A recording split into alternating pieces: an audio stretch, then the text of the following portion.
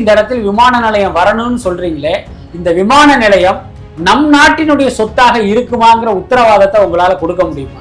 திமுக எதிர்கட்சியாக இருக்கும்போது அந்த மக்களுக்கு ஆதரவா இருந்தாங்க.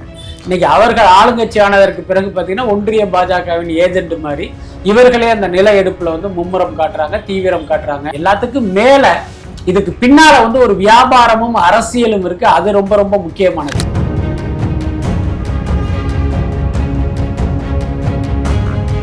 அரசியல் களத்துக்கு போனா நீங்க 8 கட்டையில தான் கத்தி ஆகணும். ஸோ இதெல்லாம் விஜய்க்கு செட் ஆகுமா அப்படிங்கிற ஒரு சந்தேகம் இருந்தது. இப்ப அவருடைய முதல் அரசியல் மாநாட்டில் அந்த சந்தேகத்தை பாதி போக்குவது போல அவருடைய பேச்சு இருந்தது. இப்ப பரந்தூர்லையும் கிட்டத்தட்ட ஒரு முழு அரசியல்வாதியாக அவர் பேசியிருக்காரு. ஒரு மாதிரி ஆச்சரியத்தையும் அதிர்ச்சியையும் கூட கொடுத்ததுன்னு சொல்லுவாங்க.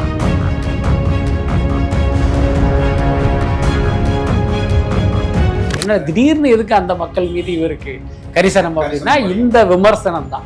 என்னன்னா இவர் பனையூர் பண்ணையார், பனையூர்லேயே உட்காந்துட்டு எல்லாத்தையுமே பண்ணிக்கிட்டு இருக்காரு, எல்லா அரசியலையும் பண்றாரு அப்படின்னு ஒரு விமர்சனங்கள் முன்வைக்கப்படுது.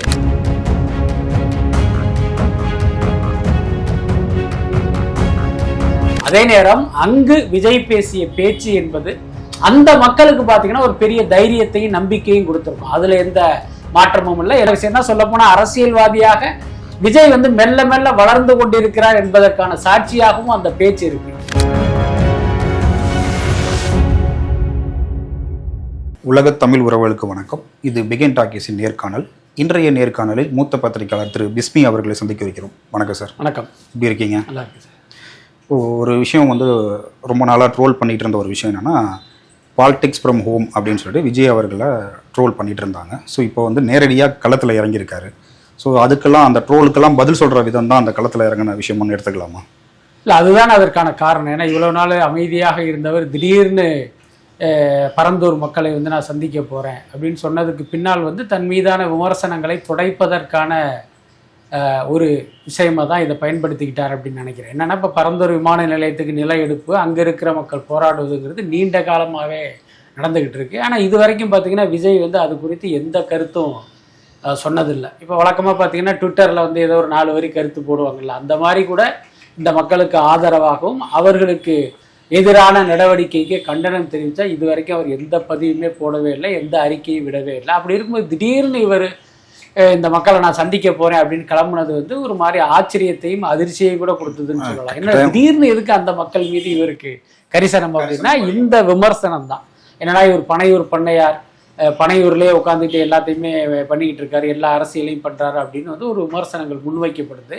ஸோ இதற்கு இதை பயன்படுத்திக்கணுங்கிறதுனால கூட இவர் கிளம்பி போயிருப்பார் அப்படின்னு தான் நான் நினைக்கிறேன். ஓகே, இப்போ அவர் பேசின சில விஷயங்களை நம்ம பார்ப்போம். இப்போ என்னன்னா, அந்த விமான நிலையம் வரக்கூடாதுன்னு சொல்லலை, இந்த இடத்துல வரக்கூடாது.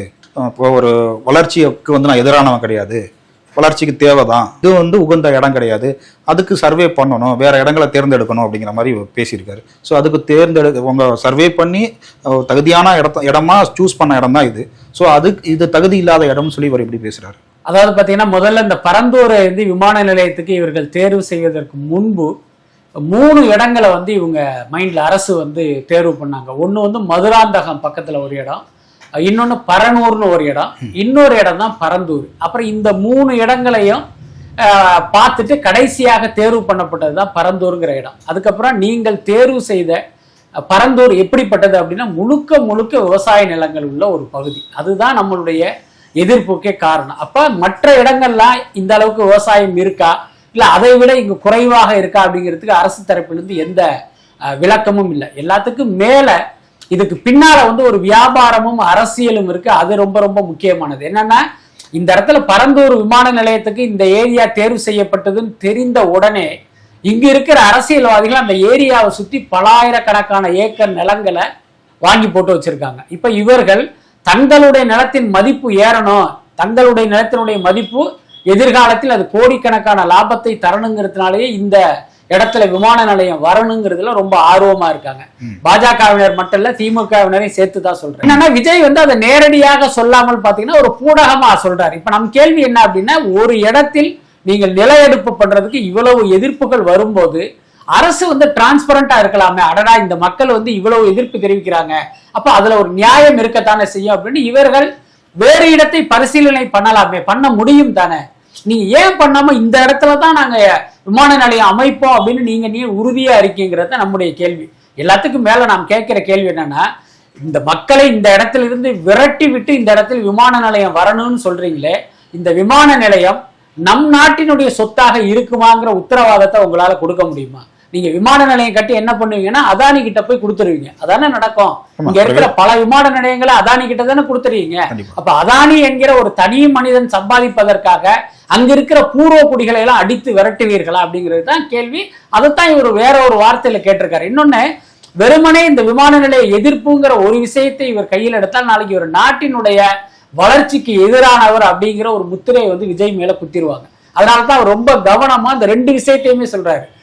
இந்த இடத்துல வேணா நீங்க வேற இடத்துல பண்ணுங்க, அதுக்கு நான் எதிரி இல்லை அப்படிங்கிறாரு. உடனே அண்ணாமலை போன்ற அறிவுஜீவிகள் என்ன சொல்றாங்க, இங்க வேணாங்கிறீங்கல்ல, அப்ப எந்த இடத்துல கட்டலாங்கிறதை நீங்களே சொல்லுங்க பேசுறாரு. இது என்ன அப்படின்னா, அப்ப நீங்க பனையூரை சொல்லுவீங்களாங்கிற மாதிரியான ஒரு கேள்வியா இருக்கு. அதனால இந்த மாதிரியான விதண்டாவாதங்களை தள்ளிவிட்டு விஜய் சொல்வதில் உள்ள ஆக்கப்பூர்வமான விஷயங்களை வந்து அரசு வந்து கவனத்தில் எடுத்துக்கலாம். அது தப்பு கிடையாது.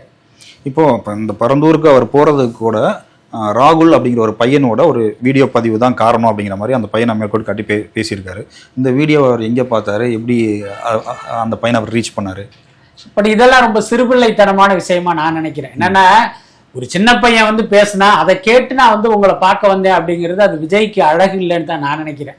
என்னன்னா, இந்த மக்களுடைய உண்மையான பிரச்சனைகள் எல்லாத்தையும் தெரிந்து கொண்டு நாடே அறிந்த பிரச்சனை, நாடே அறிந்த பிரச்சனை, ஒரு பையன் பேசினாலதான் அதை பார்த்ததுனாலதான் வந்தேன்னு சொல்றது வந்து சிறுபிள்ளைத்தனமா இருக்குங்கிறது சிறுபிள்ளைத்தனமான ஒரு விஷயமா தான் இருக்கு. இந்த விஷயம் குறித்து எனக்கு வந்து எல்லா தகவலும் தெரியும். அந்த அடிப்படையில தான் நான் இந்த மக்களுக்கு ஆதரவு தெரிவிக்கிறேன் அப்படின்னா தான் அது ஒரு சரியான ஸ்டேட்மெண்டா இருக்க முடியும். ஒரு சின்ன பையன் சொன்னா அதனால வந்தேன் அப்படின்னா நாளைக்கு சோசியல் மீடியாவில் எத்தனையோ சின்ன பையன்கள் என்னென்னமோ விஷயம்லாம் பேசுவான். எங்க அப்பா எனக்கு புது சட்டை வாங்கி கொடுக்கலன்னு ஒரு வீடியோ விட்டா இவர் கிளம்பி நேரம் புது சட்டை வாங்கி கொடுங்கன்னு சொல்ல போயிடுவாரா, இல்ல இவர் தான் கொண்டு போய் கொடுக்க போறாரு? அதனால இதெல்லாம் தேவையில்லைன்னு தான் நான் நினைக்கிறேன். இல்ல, அவரோட தீர்மானங்கள்லாம் ஒரு விஷயங்கள்லாம் இருக்குல்ல, ஸோ அதெல்லாம் வந்து இவங்களுக்கு ஆதரவா, அது மறைமுகமான ஆதரவு அப்படிங்கிற மாதிரியான விஷயங்கள்லாம் தீர்மானம் போட்டிருக்கதா அவரே சொல்லியிருக்காரு, அந்த ஸ்பீச்சில் சொல்லியிருக்காரு. ஸோ நம்ம வந்து இதை வந்து நான் ஏற்கனவே பேசினேன் அப்படிங்கிற மாதிரியான விஷயம் தான் அவர் சொல்லியிருக்காரு. ஸோ அப்போ இப்போ நம்ம திடீர்னு தான் போறாரு அப்படிங்கிறத எடுத்துக்க முடியாதுல்ல. இல்ல, கரெக்டு தான், பேசினதா அவர் சொல்றாரு. நான் என்ன கேட்கிறேன் அப்படின்னா, இப்ப பரந்தூர் விவகாரம்ங்கிறது இவர் கட்சி தொடங்குவதற்கு முன்பிருந்தே அது ஒரு சர்ச்சையா ஓடிட்டு இருக்கு. இன்னும் சொல்ல போனா திமுக எதிர்கட்சியாக இருக்கும்போது அந்த மக்களுக்கு ஆதரவா இருந்தாங்க. இன்னைக்கு அவர்கள் ஆளுங்கட்சி ஆனதற்கு பிறகு பாத்தீங்கன்னா ஒன்றிய பாஜகவின் ஏஜென்ட் மாதிரி இவர்களே அந்த நில எடுப்புல வந்து மும்முரம் காட்டுறாங்க, தீவிரம் காட்டுறாங்க. சொல்ல போனா திமுக அமைச்சர்கள் எல்லாம் பாத்தீங்கன்னா இல்ல இது வந்து நம் நாட்டினுடைய வளர்ச்சிக்கான விஷயம், அதனால பரந்தூர்ல விமான நிலையம் வந்தே தீரணும் அப்படிங்கிற மாதிரி அவங்க பேசிட்டு இருக்காங்க. அப்படி இருக்கும்போது விஜய் வந்து கட்சி தொடங்கும் போதே இன்னொன்னு அவருடைய கட்சி கொள்கையிலேயே இந்த இயற்கை வளங்கள் சூறையாடுவதற்கு எதிராக வந்து ஒரு விஷயம் வச்சிருக்காரு அவரு. அந்த இடத்துல கூட அவர் பரந்தூர் விமான நிலையம் குறித்து பேசவே மேற்கோள் காட்டி பேசிருக்காரா? பேசல. அப்படி இருக்கும்போது அந்த ஒரு சூட்டபிள் சப்ஜெக்ட்ல கூட இப்ப உதாரணத்துக்கு பரந்தூர் விமான நிலையத்துக்காக அங்க இருக்கிற விளைநிலங்களை எல்லாம் இந்த அரசு வந்து புடுங்க பாக்குது, அதற்கு வந்து நாங்க அனுமதிக்க மாட்டோம், அதற்கு எதிரான நிலைப்பாட்டுல இருக்கோம் அப்படின்னு இவர் பேசவே இல்லையே. அப்படி இருக்கும்போது திடீர்னு வந்து இன்னைக்கு ஏன் பேசினாரு அப்படிங்கிறது தான் கேள்வி.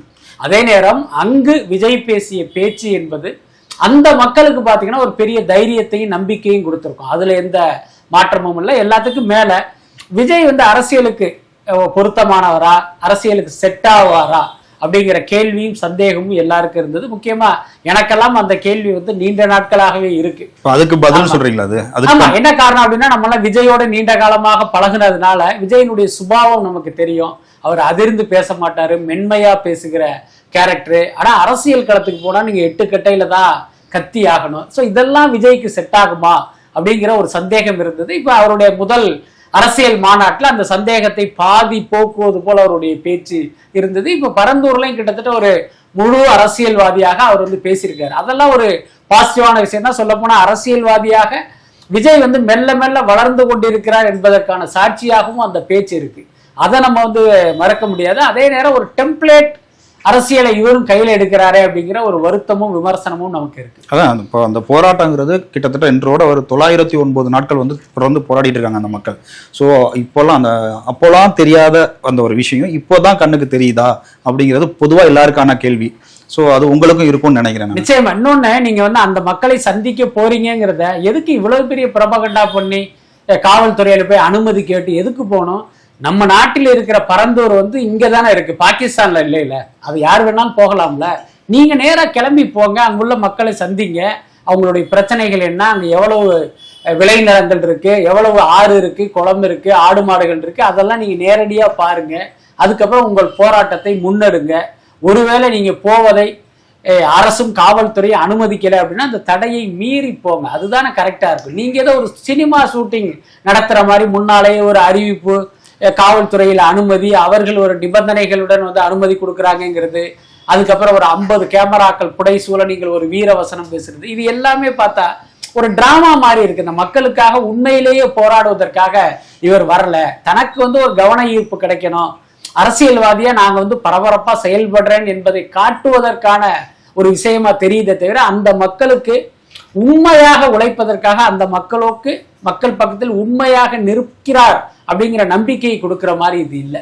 முதல் மாநில மாநாடு எடுத்துப்போம். ஸோ இப்போ அதுக்கு இங்கிருந்து போனவங்க ஆக்சிடென்ட்டாக இறந்து போனது, அந்த கூட்ட நெரிசலில் சிக்கி ஹாஸ்பிட்டலில் இறந்து போனது, அந்த மாநாடு திடலுக்கு பக்கத்தில் இருந்த ரயில்வே ட்ராக்லேருந்து ட்ரெயின்லேருந்து கீழே குதிச்சு இறந்து போனது, அப்படிங்கிற மாதிரி நிறைய சம்பவங்கள் நடந்துச்சு.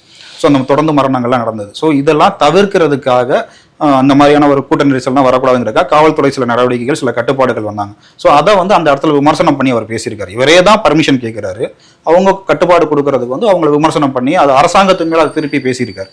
இதெல்லாம் நியாயமான ஒரு இல்ல? அதுதான், இதெல்லாம் வந்து ஒரு அரசியல்வாதியாக அவர்கள் செய்கிற ஒரு ஸ்டெண்டா தான் நம்ம எடுத்துக்க முடியும். நம்ம எல்லாத்துக்கும் மேல தமிழ்நாட்டில் இருக்கிற ஒரு பகுதிக்கு நீங்க போறீங்க, ஏன் காவல்துறையிட அனுமதி கேட்டீங்கிறது தான் முதல் கேள்வி. உதாரணத்துக்கு ஜல்லிக்கட்டு போராட்டம் நடந்ததா? அங்க விஜய் போனாரா? போனாரு. யார்ட்டையும் பர்மிஷன் வாங்கினாரா? இல்ல. அனிதா வீட்டுக்கு போனாரா? யார்ட்டையும் பர்மிஷன் வாங்கினாரா? வாங்கல. தூத்துக்குடி துப்பாக்கி சூட்டில் உயிரிழந்தவங்க குடும்பத்தை போய் பார்த்தாரா? யார்ட்டையும் பர்மிஷன் வாங்கினாங்களா? வாங்கல. ரஜினிகாந்த் வந்து தூத்துக்குடி துப்பாக்கி சூட்டில் காயமடைந்து மருத்துவமனையில் இருக்கிறவங்களை பார்க்க போனாரா? யார்ட்டையும் பர்மிஷன் வாங்கினாரா? இல்ல. அது மாதிரி இது தேவையில்லையா? இப்ப நீங்க இந்த பர்மிஷன் போகும்போதே இதுக்கு பின்னால வந்து ஏதோ ஒரு நாடகம் இருக்கு, போலீஸ் வந்து ஒத்துக்காது, இவர்கள் கேட்கிற இடத்தையும் நேரத்தையும் அவங்க தரமாட்டாங்க, அதை வச்சு அரசியல் பண்ணலாம் அப்படிங்கிற நோக்கம் தான் இதுல வந்து வெளிப்படையா தெரியுது. இன்னொரு விஷயம் கூட, இதுக்கு முன்னாடி பாத்தீங்கன்னா அந்த மழை வெள்ளத்தால பாதிக்கப்பட்ட மக்களை அவங்கள இங்க வரவழைச்சு நிவாரணம் கொடுத்த ஒரு சம்பவம் எல்லாம் நடந்துச்சு. அதாவது என்னன்னா, நடிகர் விஜயாக அவருடைய செயல்பாடுகளை வந்து நம்ம நிச்சயமா பாராட்டலாம், அதுல குறை சொல்றதுக்கு ஒண்ணும் இல்லை. அதே அவர் நடித்த படங்கள் வந்து சமூகத்துக்கு உபயோகமானதாக இல்லை என்பதை தாண்டி வந்து இவர் மேல நம்ம எந்த சார்ஜும் வைக்க முடியாது. ஆனா அரசியல்வாதியாக இவர் செய்கிற விஷயங்கள் எல்லாமே கடுமையான விமர்சனத்துக்குள்ளாகுது. அப்போ தவறு வந்து பார்ப்பவர்கள் மீது இல்லை, விஜய் மீது தான். அதை வந்து இந்த கட்டத்தில் அவர் வந்து புரிந்து திருந்திக் கொள்வது நல்லது, அப்படிதான் எனக்கு தோணுது. ஸோ அவரோட அரசியல் பயணத்தை, அதை மக்களை சந்திக்கிறதுக்கான ஒரு பயணத்தை தொடங்குறது வந்து விவசாய மக்களோட அவங்க காலடி மண்ணை தொட்டு கும்பிட்டுட்டு தான் தோங்கணும் அப்படிங்கிற மாதிரியான ஒரு நிலையில இருந்தாராம். ஸோ அதுக்கான சரியான இடம் இதுதான் அப்படின்னு, இதுதான் என்னோட துவக்கம் அப்படிங்கிற மாதிரி பேசியிருக்காரு. இதை பத்தி உங்களோட கருத்து? இல்ல, அது விஜய் பேசின அந்த பேச்சு வந்து உண்மையிலேயே கேட்கும் போது சிலிர்க்க வைக்குது.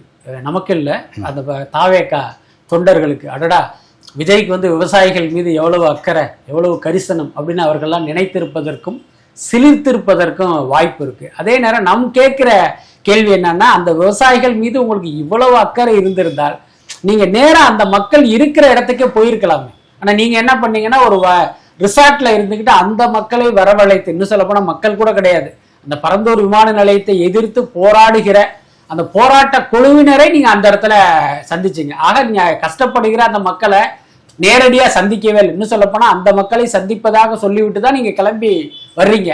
அதையே நீங்க ஒழுங்கா பண்ணாத. ஆக்சுவலா பாக்குறதுக்கு எப்படி இருந்துச்சுன்னா, ஒரு பிரச்சாரம் மாதிரி தான் இருந்தது. ஒரு பிரச்சார வேன்ல பிரச்சாரம் பண்ற மாதிரி தான் இருந்தது. ஆளுங்கட்சியை எதிர்த்து பேசுற மாதிரி தான், அவங்கள தாக்கி பேசுற மாதிரி தான் இருந்தது. போயிட்டு அந்த மக்களுக்கு ஆறுதல் சொல்றதாவோ, அவங்க பக்கம் அவங்க நிக்கிற மாதிரியோ, அந்த மக்கள் நேரடியாக சந்திச்சு பேசுன மாதிரியான எந்த ஒரு விஷயங்கள் நம்ம கண்ணுக்கு தெரியல. ஆமா, ஆக்சுவலி பாத்தீங்கன்னா விஜய் வந்து தமிழகம் தழுவிய சுற்றுப்பயணத்துக்கு வந்து பிளான் பண்ணியிருக்காரு. அது எல்லாருக்குமே தெரியும். 2 கட்டமா போறாரு. அப்படி ஒரு சுற்றுப்பயணத்தை தொடங்கி இன்னைக்கு இந்த பரந்தூர் வழியாக போகும்போது அந்த மக்களை அங்கேயே நின்று வேன்லேயே நின்று பார்த்தாரு. இன்னைக்கு நடந்த மாதிரியான ஒரு நீண்ட உரையாற்றி விட்டு அங்கிருந்து கிளம்புனார் அப்படின்னா நம்ம வந்து இவ்வளவு தூரம் வந்து அதை பத்தி நம்ம விமர்சனம் பண்ணவே மாட்டோம். என்ன காரணம்னா, விஜய் வந்து தமிழகம் தழுவிய ஒரு சுற்றுப்பயணம் போறாரு.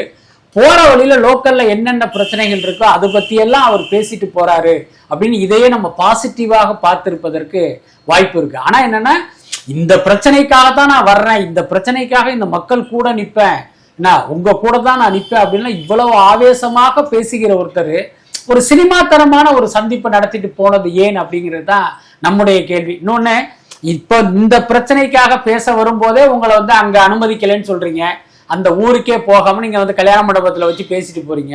அப்ப நாளைக்கு நீங்க அரசியல் பயணம் தொடங்கும் போது இந்த விவசாயிகளுடைய காலை தொட்டு வணங்கி விட்டு தான் போவேங்கிறத எப்படி நம்ம நம்ப முடியும், எப்படி ஏற்க முடியும்?